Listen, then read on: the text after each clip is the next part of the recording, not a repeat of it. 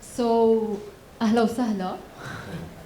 Welcome to our third talk, Food Tech and Beyond, What's Cooking in Kuwait. I'd like to welcome you all. So I would start by introducing first Faisal. So Faisal Al-Hussein, he's the managing director of Kitopi in Kuwait. Before joining Kitopi, Faisal was heading operations at Deliveroo. And you worked at Ashaya for 10 years, working with brands such as Starbucks and focusing on productivity measures across the food and beverage and entertainment divisions. So you have over 12 years of experience across food and beverage, finance, strategy, and logistics. Naji Haddad, he is the general manager of the MENA for Deliverect. Basically, in 2018, he started a company that partnered with several food tech solutions.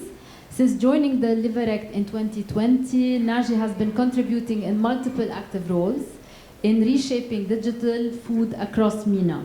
He also serves as an advisor to the board of the UAE Restaurant Group and speaker in mega food and beverage forums. So welcome and thank you for being part of our talk today.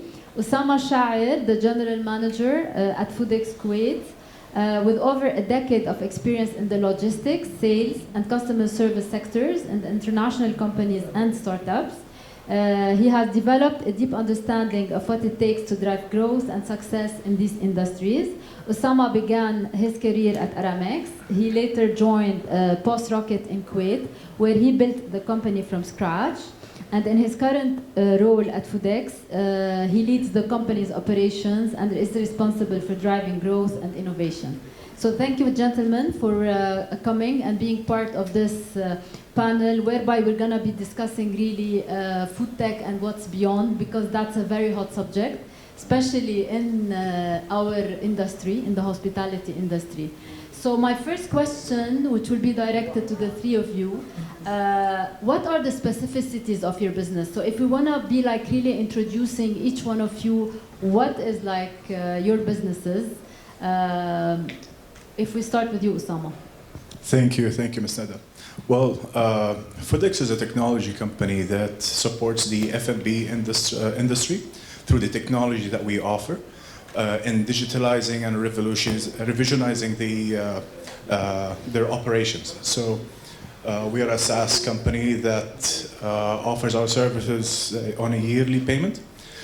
And we are heavily reliant on technology. So the way Foodex operates is making the operations much easier in the way the restaurant owner could control their inventory and watch their sales and have more data analysis through our systems. Okay. In how many countries you're present right now? So currently we have our HQ in Saudi and Riyadh. So it's a Saudi company? It is a Saudi company, yes. We are located in Egypt, and Dubai, and Kuwait, in Jordan. And we're also growing across the Gulf region and the MENA region. Okay, thank you. Naji, what about Deliverect? Well, so Deliverect is a Belgian company, started in 2018. And our core mission was to help restaurants thrive online. So basically, we're a SaaS, software as a solution product, where we integrate delivery channels into point of sale system. So mainly the Talabat, the Deliveroos of the world, and the Foodex of the world, right? To support the Kitopis of the world or any other restaurant out there. So you are seated very well there. Yeah. I'm always in the middle, by the way. They seat me in that position. But it's more than that. It's more of an ecosystem as well. So the core product was integrating those delivery channels into the point of sale and helping restaurants optimize their operations. But those operations, they expand more into an ecosystem. So today, our ecosystem, we have 700 partners. We serve around 45 countries, and we have 14 offices globally. And our MENA HQ is located in Dubai, with massive operations across MENA in the past 3 years. Thank you for joining us. I know that you came today specifically for this from Dubai. Faisal, what about Kitopi? Kitopi is not a SaaS company. So Kitopi kind of started out as a cloud kitchen company in 2018. And that was kind of the initial vision. That was where it started. And today we identify more as a multi-brand restaurant company. So we're kind of a house of brands. We acquire brands.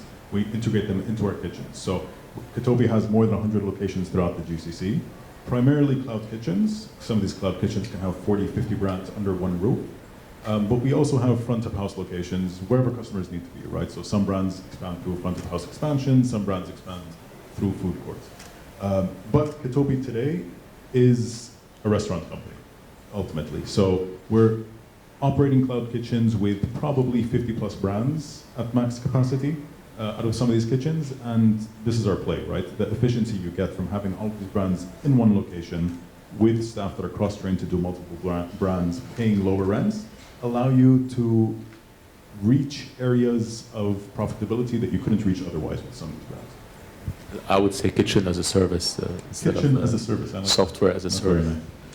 If I go back to you, Naji, how do you describe the online delivery really business in Kuwait? Is there still room for new players, you think? And I'm going to get back to you, Faisal, being an ex. Well, so first, let's look at online business in general, right? So based on Business Wire report, I think that was launched recently, this business or online business home delivery is expected to grow by, or expected to reach $500 billion by 2026. And that just shows you that how that business is growing. And based on that, I think it's on an annual growth of 8.9%, right? And so this is globally, right? And if you want to look at Kuwait in specific, and I can't speak about the entire, like I can speak from a Deliverect point of view, where we can compare 2021 to 2022 in numbers, and our growth in Kuwait alone was in orders around 240%, while in number of locations 175%. And that's irrelevant to the it's not direct, like you cannot say that because of this there's growth, but I can say that because of this there's adoption, because our solution basically impacts online orders, online delivery business. So if we're growing, that means that solution is growing, right? Or that industry is growing. Room for more players. I mean, today we're talking about just this year alone, we had two bigger channels, delivery channels, enter the region. Jahez from Saudi, and we have Carry that just launched also locally from the region, which is ex-carriage owners, right? So the demand is definitely growing, and based on that demand, definitely there's more players that are going to come up, and more niche players are going to come up. It's probably going to be more into diversifying the delivery channels. Maybe you'll have a delivery channel only for healthy cuisine or for meal plans or like coffee app, for example. So you will see growth more in this, and you will see the mega growth like the Jahez and Talabat and Deliveroo. And the driving force is millennials. So as long as we get those millennials, or the population is growing, you'll have more people to use those apps. Faisal, what do you have to say about that, being an ex-aggregator? Sorry, go ahead. I think, look, the market's going to keep growing, and we have really similar numbers where we think it's going to grow by 10% over the next at least 4 years, right, in Kuwait alone. So you're going to get to a point where probably the delivery-only business will be something like $3 billion annually, right? So it's going to be a billion KD business in Kuwait. It doesn't mean delivery is the only way to grow. It doesn't mean that delivery is the only thing that we should look after, right? We're still looking into front of house locations. We're still looking into physical locations and kind of meeting customers where they want to be. But delivery is still growing where other avenues might not, right? So I think absolutely it's a business that's going to keep growing over the next couple of years. Because of that, I do think there's room for new players in the market always. It's very difficult to differentiate yourself, right? So you have to differentiate yourself either on customer service, on cost, on having something unique for customers, having something tech-enabled that actually makes customers get a better experience. And the current players are very good at spending on logistics, spending on marketing, making sure that things work. It's a lot more work than you think to get the food to you. So I think there's room. I think it's very hard to work. So Osama, can you explain to us about the business model that you are having, and how do you make your money from? I think that we're having online delivery increasing because at the end of the day you are implementing solutions to make it easier for operators. So can you tell us more about the business model of Foodix? Yes, definitely. Well, as Naji and Faisal said, there is increasing number of adoption when we have more players coming in the field. It only means that the adoption of existing users of or existing restaurant owners are only adopting the new technologies, and this is exactly what helps them grow and helps them use more of the technology that we offer as Foodix. In terms of delivery companies like Deliverect, aggregators of aggregators, we cooperate with them to to integrate with Jahez and Kari and the players that exist in the market. So basically your clients are operators, are F&B owners of restaurants, they can be, right? Exactly. So how we make money is of course through satisfying our customers. People eventually they do need technology to introduce and incorporate into their operations and their business. As Faisal said, it takes a lot for the food to get delivered to you. So Exactly. if you look at the trip of the food preparation at the beginning, you need to understand that there is inventory that is being consumed. The restaurant owner needs to understand the preparation, what it takes operationally to have the food delivered. So it starts with Foodix, I would say. And having the inventory controlled and understanding the sales. Where do you have more takeaways? Do you have more dine-ins? Do you have more deliveries? And this is how we could help through our reports and our POS. Okay, and what about Deliverect? What is your business model? So let me take a couple of steps back and just explain Yes. maybe a little bit more into the operations world. And what is a POS and what is a Deliverect? What is a cloud kitchen? What is a virtual brand? So as a Foodix or as a point of sale, I think that's a technology that interacts with the restaurant operation. That streamlines the restaurant operations. Restaurant operations consist with a lot of things. There's the waiters that are taking orders. The orders go to the kitchen to be prepared. There's an inventory there, as Sama mentioned. So there's a complex operations, right? And as the F&B industry is changing historically, this operations is very driven by data. So the F&B business is also driven by data. So those restaurant owners or chains, they need to understand the data better in order to thrive, right? So this is on-ground operations, front of the house, and all of that. So when online delivery came in, they knocked the door on those restaurants, like, hey, we're going to give you more revenue. All right, how? We're going to do 1, 2, 3, 4, 5, and here's how you're going to receive the order. There's a tablet in place, and we will send you the order on that tablet. And it was even before on an email. It wasn't even on a tablet. And when you get the order on the tablet, what you'll have to do is put it in the Foodix machine, and it will go to the kitchen. What we did is we made sure that we optimized that line.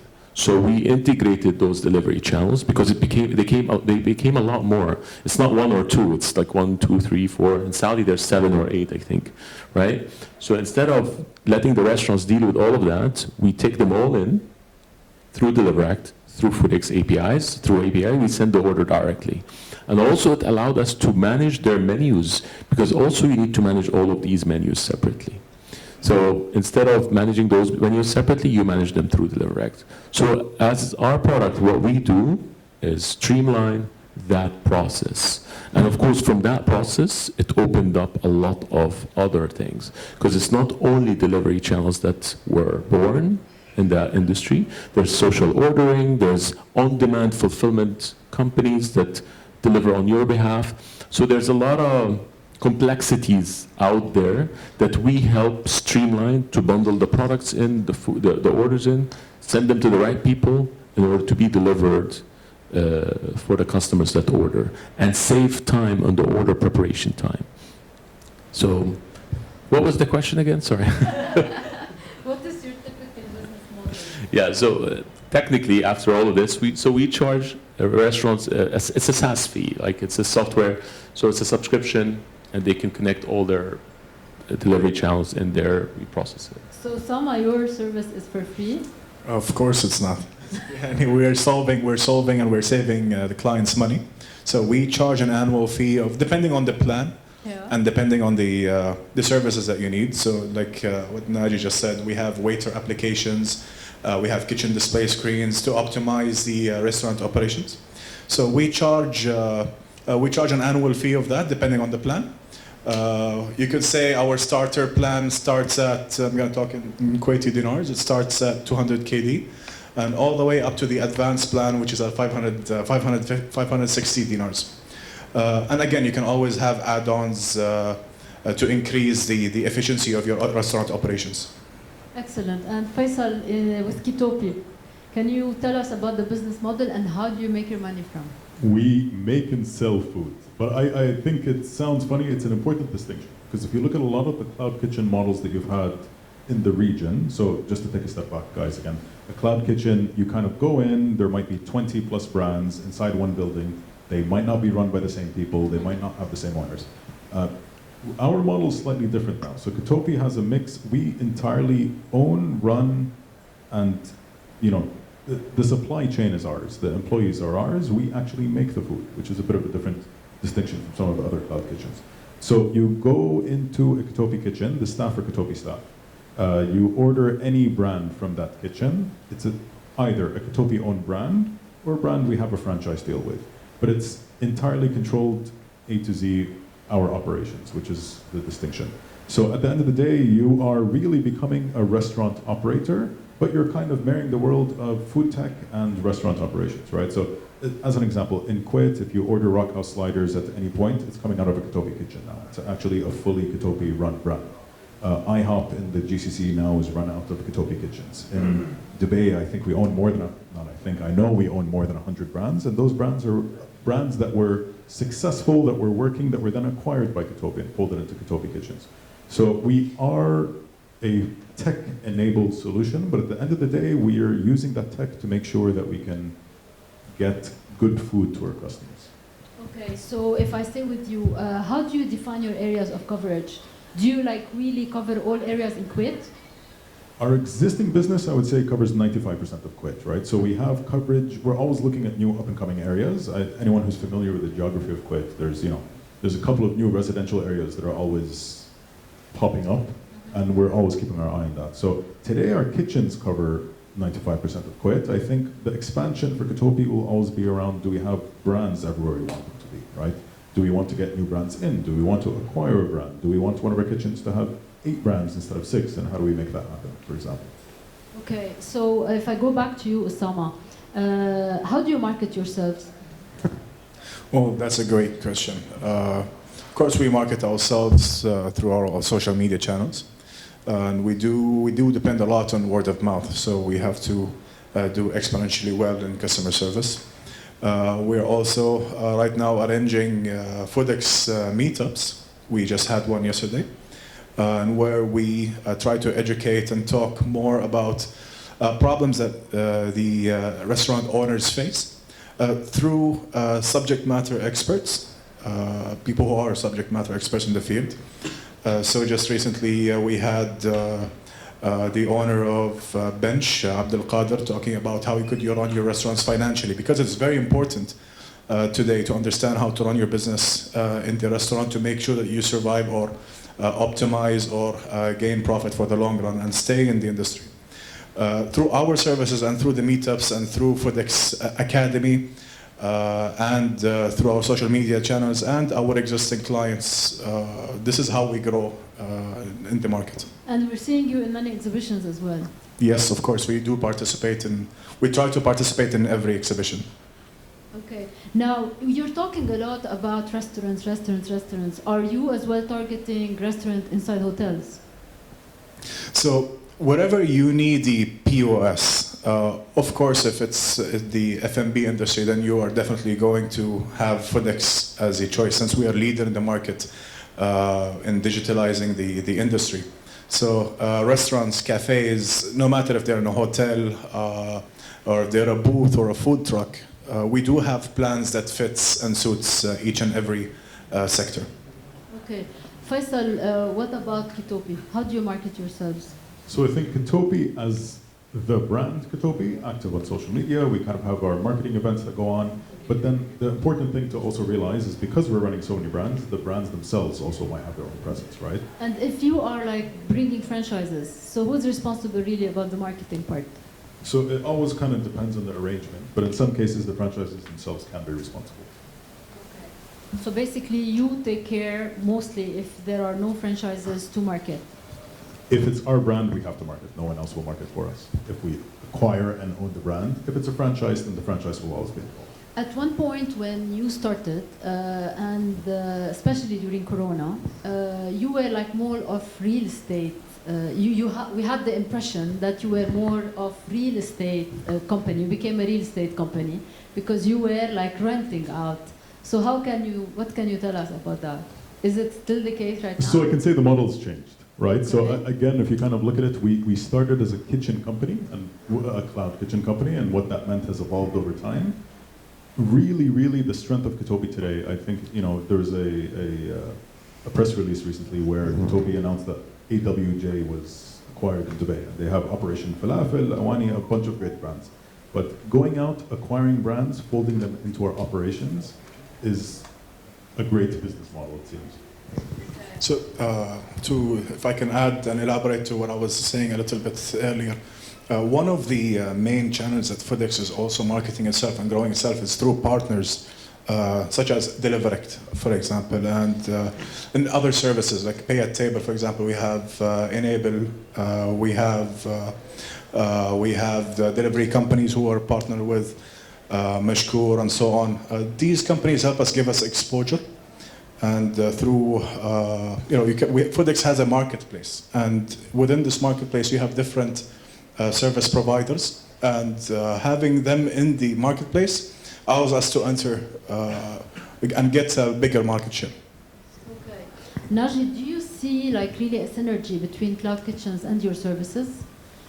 Yeah, of course. I mean, if you think of cloud kitchens, they're all about optimizing and streamlining operations, right? So because it's a unit, it's one unit that hosts multiple brands. So the whole purpose of this is streamlining and getting more production out of this unit rather than you get from a regular restaurant with one brand, right? And what we do is optimize and streamline. So imagine this, a cloud kitchen will have 5 brands and they're only on delivery, so that means that they will be on all delivery channels. So 5, and you have 5 channels.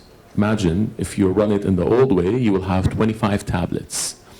And you would have to play around with these 25 tablets. So that really is not scalable. And I think it's because of these solutions, the cloud kitchen era also thrived even more. Because what we could do, we take all of these out and we send the order into like the station that runs that brand. So the order comes for brand X, it goes to brand X station. Order comes for brand B, it goes to brand B station. And at the same time, because you're running so many, so you always have to manage menus. So you need one centralized place to manage all of those menus. So in cloud kitchens, we like reduce delivery time by a couple of minutes and prep time.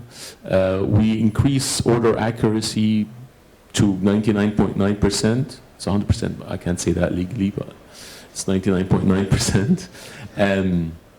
And at the same time, we allow for more revenue because you can expand it in multiple different channels. Because even if you're on a channel that brings you 1 order a day, that's an extra revenue, and probably you're on a low commission, so it's fine.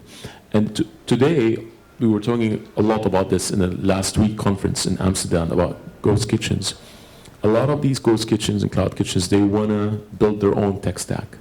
But it's very hard to maintain that tech stack unless, Kitopi raised a lot of money, they probably have a plan. But also even then, the giants, they will say, you know what, I don't want to waste my time with this smaller delivery channels because it's hard to maintain those integrations. So no, I'll look at Deliverect, for example, that does this. This is their core focus. I'll start adding as many channels as I want. And it's the same thing we do for restaurants. And cloud kitchen today is a very wide word, right? Because there's so many different varieties. Like there's a full cloud kitchen that's owned and operated by like the likes of Kitobi. There's our restaurants that running virtual brands from the back of their front of the house, which you can call them like host. We call them host kitchens now. And there's a real estate model. So in all of these aspects, we contribute to the core by optimizing and streamlining their operations as a whole. Sama, do you have anything to add regarding this particular question? So do you see any synergy? Of course, now where I could say Foodex supports the cloud kitchen industry is because, like I said, we're heavily involved into operations. So dark kitchens, they have to track their inventory. And in order for them to do that, they do need a solid point of sale system that, because they're delivery based, right? So they are going to be depending a lot on aggregators and aggregators, but they won't be able to track their inventory through them. This is through a solid POS that could manage and help you understand your stock levels, understand where your sales are coming through, and which is the platform that you're using that gets you the maximum revenue. So we give the restaurant owner the power to actually look at reports and understand how is your sales going, where are you more profitable, what gets you more revenue. So this is where Foodex comes in. It helps you with the inventory and it helps you with tracking your sales. Just adding to that a little bit more. So it's all based on data, right? And I think we've seen a lot of cases where the restaurants will see a certain virtual brand doing very well, and they will open a physical brand from it. And they would see like a couple of products working well together, they create a combo meal with it so they can maximize on their profits. And that would only work when you have two solutions running together in a very interesting, very deep integration. So they help them understand their food costs and the value of combining combo meals together, et cetera, So just adding more about data and the importance of data. Okay, now Faisal, can you give us a bit of benchmarks about the total delivery orders per day, percentage you take, the sales increase, for instance, for F&B brands? I can give you a benchmark. So a kitchen can have 50 brands in it. Imagine how much your brand sells, multiply it by 50. That's the benchmark I can give you. But basically, the efficiency and part of the beauty of Kitopi and the model we run is you can condense 50 brands worth of sales into a very small space, right? And you can run it accordingly.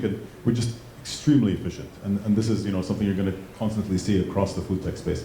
You get more efficient on the delivery side, and the aggregators are really on top of this. You get more efficient on the operations and making the food side. You get more efficient on the POS and the integration between the two. So the more efficient different parts of the chain get, the more feasible it gets to run some of these business models that never were a business model you could actually run in the past, to be honest. So how many do you own? How many brands does Kitopi own? Kitopi owns more than 100 brands now. Okay, so across the region. Across the region. But so if a brand is owned in UAE, we can open it, we own it in the GCC. So we could open it in Kuwait tomorrow with very, very minimal setup. Do you have any success stories to share with us? So again, if you look at a couple of the brands that have been acquired publicly, right? So AWJ is a recent acquisition that Kitopi made. But if you look at some of the older brands that have been acquired, anyone who's been around in the UAE for a while, Right Bite is an extremely successful brand.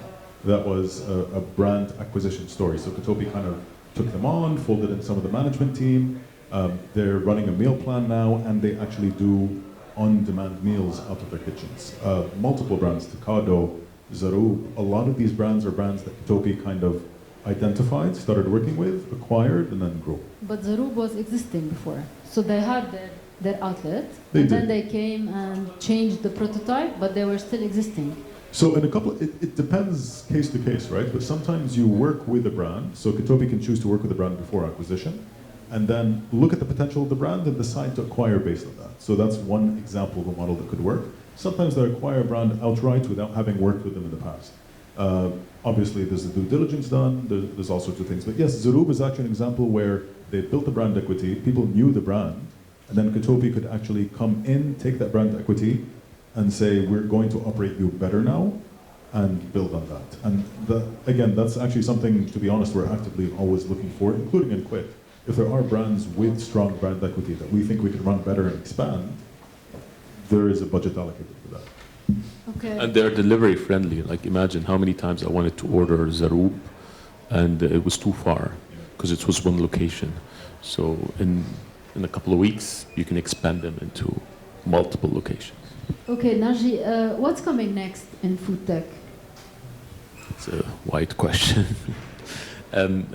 Food in general. I'd like to speak in food in general, specifically food tech as well. But we've seen a lot of focus into virtual brand activity, right? Whether it was virtual brand franchising, people creating their own virtual brands from the back end of their office kitchens. Because the reality is there's a lot of kitchens out there, and there's a lot of underutilized kitchens. So that created an opportunity for a lot of creative F&B entrepreneurs to create virtual brands, run them on the back of these kitchens, and run the marketing and just make extra revenue for these guys. So that's a trend that we're seeing a lot. And we've seen also that restaurants, like 60% of restaurants are willing and ready to add a couple of brands from the back end. So that's something we've seen a lot globally in the region. And we have one customer that runs virtual brands from one location to the entire world, right? And we have a lot of those. But more into tech, we're seeing a lot of contactless dining. We've seen a lot of, as Osama mentioned before, like the digital menus, the order and pay, the pay at table. We've seen a lot of activities there. We've seen a lot of also the hubs that connect the POS and the restaurant to the inventory and the supply, right? So if I run out of stock for something, it automatically orders for me. And I think we've seen a lot of robotics, right? So a lot of prep robotics, a lot of drone for delivery now. I think Talabat, they're trying something in Dubai, in DSO, all through bots, right? Robots in a certain area. If somebody cracks that, delivery business will be on a different level. But yeah, in theory, these are the main trends that we're seeing recently. Osama? I would say there's a lot of room because restaurant owners today, they're getting very creative in ways of making revenue. Virtual kitchens, virtual brands, and so on. And I only believe this gives more room for technology companies to provide more technology to support the restaurant digitalization and the creativity that's happening today. So definitely, I could see, let's say, because the technology eventually, to make a restaurant successful, you do need to run technology to support decisions that you take on when to actually take a virtual brand to actual location, and how to optimize operations and how to optimize restaurants. And if you look at it, technology today is, it gives you more time as a restaurant owner to actually be more busy in creating good food. It also helps you design the new next thing, the new brand, the new item. And this is how technology today supports. And we're looking at the technology that we have offered today through the technology, the food tech ecosystem. We have order at menu, order at table, pay at table. We have online e-commerce websites, aggregators, all these solutions. The restaurant owner should understand how to utilize the technology offered today to gain maximum revenue and to further expand and achieve their goals. Do you have success stories from your end to share with us? I mean, as one of the restaurants that we service to, is that the question you're trying to ask?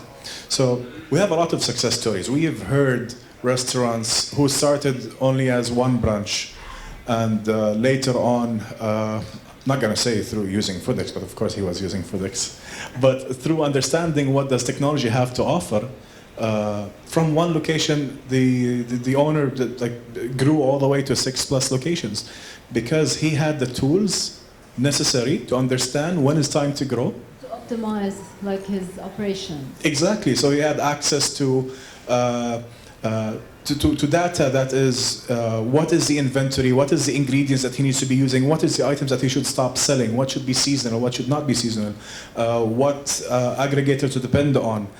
Should I transform digital? Should I open a location in a certain area? These information you get it through adopting technology. Point of sale system is only one of the technologies that you need to be using to make such decisions. Faisal. I'm glad you mentioned robotics. So Kuwait actually has a tech hub in Poland. Again, UAE-based company. Poland, we don't do any business restaurant-wise, but a lot of the tech team does sit there. But there is actually a robotics hub in Denmark. And you know, today we don't have, do we have robots in the kitchen? No, I'm not going to say we do. But you get to a point where robotics becomes necessary for actually achieving some of the volumes we want to achieve. Like you get to a point where the more and more efficient you get, people can't actually make food well past a certain point. You will always have people involved, you'll always have like the human element, but there are parts of, you know, just packing a bag, making sure the bag gets from point A to point B, organizing it for the hundreds of drivers who are coming in. That's not something a person actually has to do, and that's something that, to be honest, robots would organize bags for drivers much more efficiently than a person would.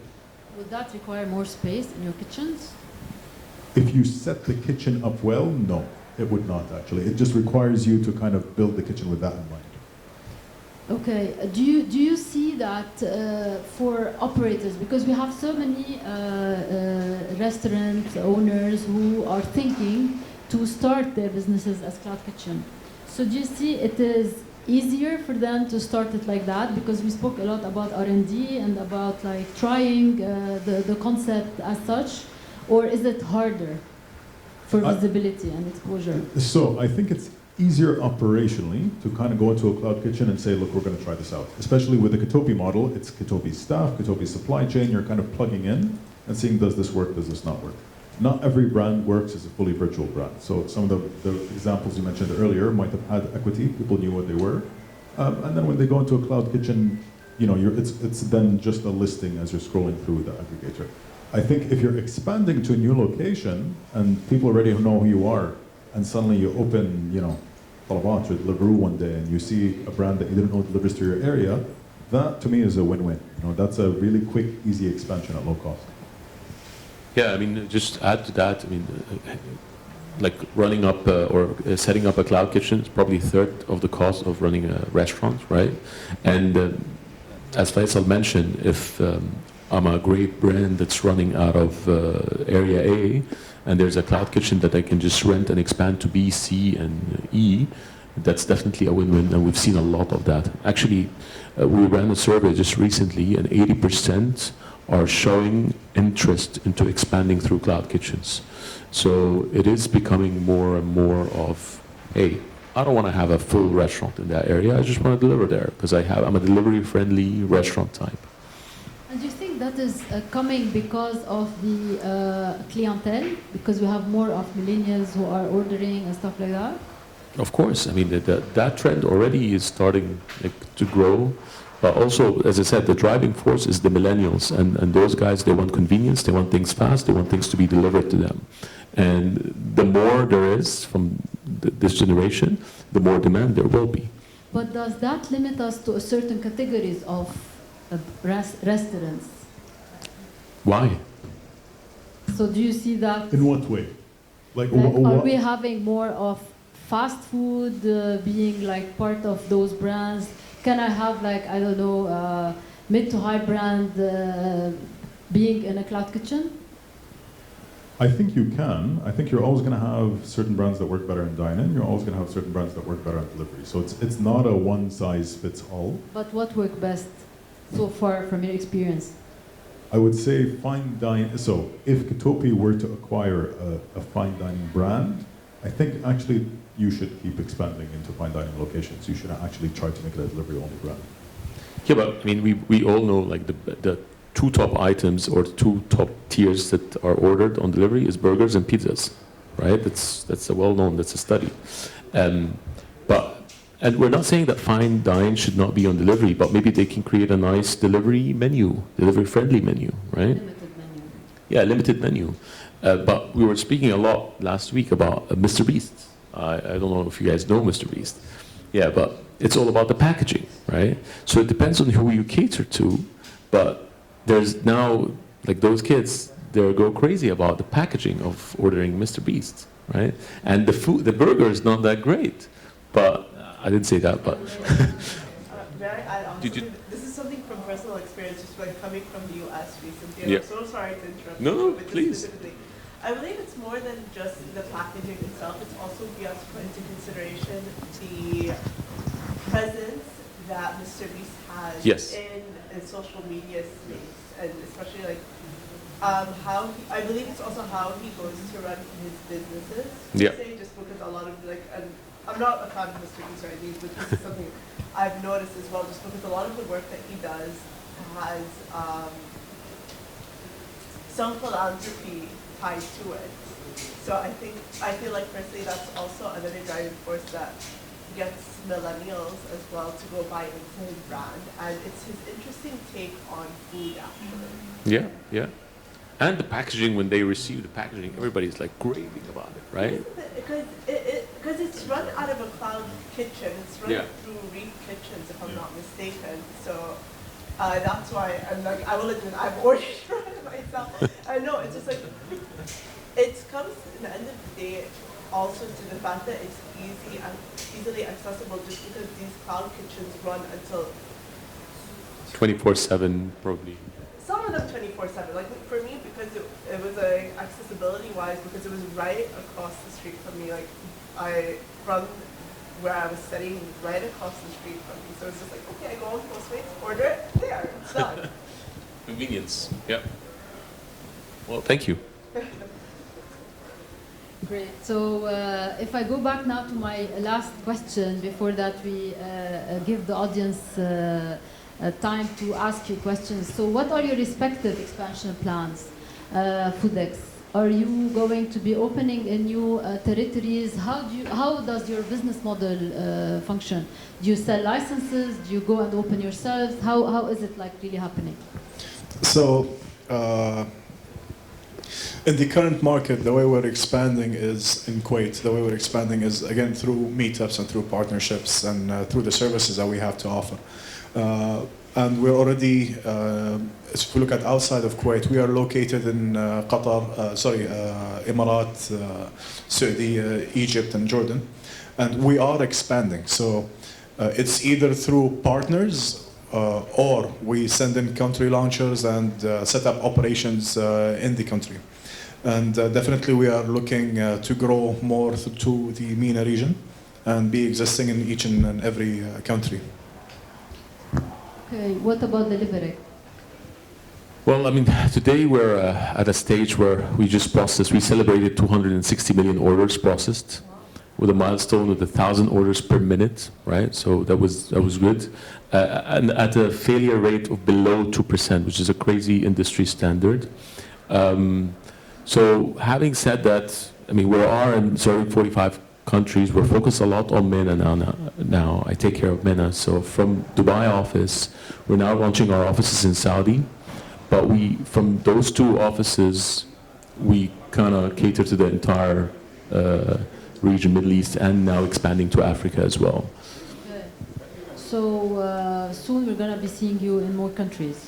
Yes, indeed. And as I said, we have 700 partners connected to our systems, and this is most of our Can you tell us more about it? Because I do think that you are having a partnership as well with Foodex, right? Correct. Yeah. So just to give you an idea of how Deliveract works, so it's more, so the ecosystem there, so the POS is like Foodex, they all connect to Deliveract to get access to streamline the delivery operation with those delivery channels. So today, globally, we have 100 delivery channels integrated all over the world. We have around 350 point of sale, around 200 online ordering platforms, 200 fulfillments. So that F&B ecosystem all connects through this and kind of engaged. So, and they send us the customers like, hey, can you help us with this customer? And they contract with us to get the service. So, and F&B is all about the community, really, like how we can get that community together. And this is basically, it's all about these partners and this ecosystem to support the restaurants thrive. So adding to what Naji said, this also helps us service markets that we do not have a local presence in. So we're servicing these markets through our office in Dubai. They handle the international markets. And you get packages. You get FedEx, you get Deliverect as a package, as a bundle. It depends. Through partners, that is how we service other countries. Faisal, what are your respective, like, what are your expansion plan for Kitopi? So I think, look, Kitopi's just hit the 5-year mark. And Kitopi right now is operating in 5 of the GCC markets. Those markets are large, and those markets, I think, have a lot of space. So we're focusing on the markets we're in today. I think our expansion is less going to be about new countries. It's going to be about new geographies within the countries, but more importantly, getting more brands into those kitchens, right? So we can always expand a kitchen by adding more brands, whether new to the portfolio, like we just announced, or kind of moving brands around from kitchen to kitchen, from country to country. Okay, thank you so much for a very insightful discussion. Any questions? Please. Thank you so much for such an interesting conversation. I actually have a question for Faisal, because you mentioned that you worked under Deliveroo and then you moved into the space for cloud kitchens, and from there Kitopix moved into acquiring brands. So what made the company shift from being solely something that works, or a company that works to create these cloud kitchens for those brands to expand their reach, to acquiring brands, yet still holding on to that, the possibility of having cloud kitchens? So, sorry, if I rephrase the question, so why do we still have the cloud kitchens, or why did we move from the cloud kitchens to the own brands? Why did you move to acquiring the brands? So it's a really good question. I think when you operate the brand from A to Z, I think you have an amount of freedom over the brand that kind of lets you be super efficient. Sorry, I'm being very vague with what I'm saying here. But you can be more and more efficient the more control you have over the brand, right? And when you have a collection of brands, that means you can do things between those brands that, you know, a brand that's coming in and saying, I'm just leasing your space, might not let you do.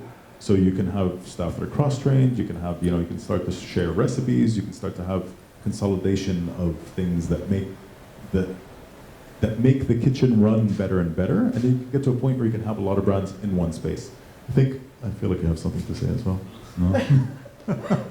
I think once you get to a point as well when you kind of own the brands and you're able, it also just secures that kitchen's going to have that brand, right? Like if you have the 100% real estate model, if someone decides to go out of business tomorrow, then he's out of your kitchen. If he decides to, you know, cut down on costs, he's out of your kitchen. When it's your brand, it's your decision. You can plug brands in, you can take brands out. It just gives you a lot more freedom in like the expansion story.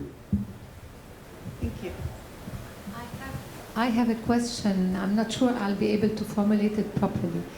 But how can we all hear about artificial intelligence?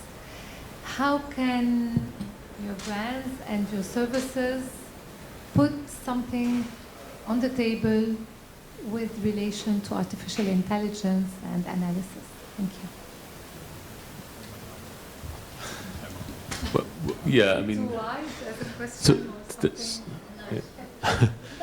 there's a lot of, I mean, AI is a very wide, like, piece to talk about, right? But I can speak about what we're trying to do, where we're kind of trying to do menu optimization, for example, right? So, yeah, you can, as a restaurant, you can launch your menu online, and you can launch 2 menus, and our AI engine will tell you which menu works better, which item goes better with which item, what should you reduce, what should you move. And I can see that this can only go deeper and deeper with the back of house operations, where, hey, you don't need to do this because this is costing you a lot of money and that combo doesn't work or that product doesn't work. So we started to work a lot on this slowly. I mean, we launched it actually, but but this is very interesting. And also what's big right now is dynamic pricing, actually. And AI is playing a small role in this, but dynamic pricing meaning is like, why should I sell the burger at the same price if that I'm selling today, and tomorrow there's a big game and everybody's coming to my restaurant, right? So how can I, yeah, I mean, dynamic pricing is really picking up in the US a lot. Yeah, because I mean, if you think about it, restaurant operations, they're very slim margins, right? So it's, I mean, restaurants, they're not very high in profitability. So we need to make sure that we support these guys, and they are thinking of this as well. So the right companies actually do that today, right? Like if you take an Uber and it's busy, you pay more. I think exactly along the same lines of the menu optimization is just making it customer facing. Like today, customer facing. Because today, you know, Netflix tells you what you might like based on what you watched. Spotify tells you what you should listen to, but nobody tells you what you should eat. All the data's there, nobody's actually using it right now. And I think that's something that restaurants and aggregators and food tech should crack, to be honest.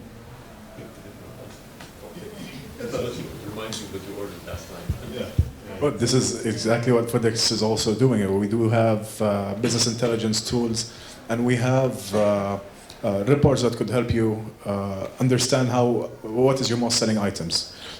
An AI would actually showcase that and tell you what are your most selling items, you know, on a high level. But definitely, I could see AI being more incorporated in the F&B tech industry. Thank you, gentlemen. Any more questions? You have I have more? a lot of questions. You can just sit here all day. That would be the last. If there's anyone else though who has a question. If you want, once we finish, you can ask Yeah, it. that's what Okay. give All other right. people. Want to sit here and Yeah, moderate? I am more than happy to do that. All right. Thank you so much. It was a pleasure having you with us. Thank you so much.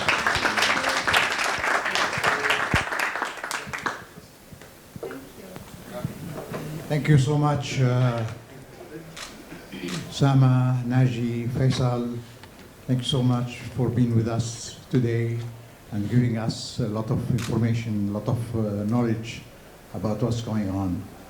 So thank you, Halima. Thank you, Nada, for running this session. Thank you, Naji. Thank you, everybody. And now a little bit to remember about Horika having some certificate. Thank you.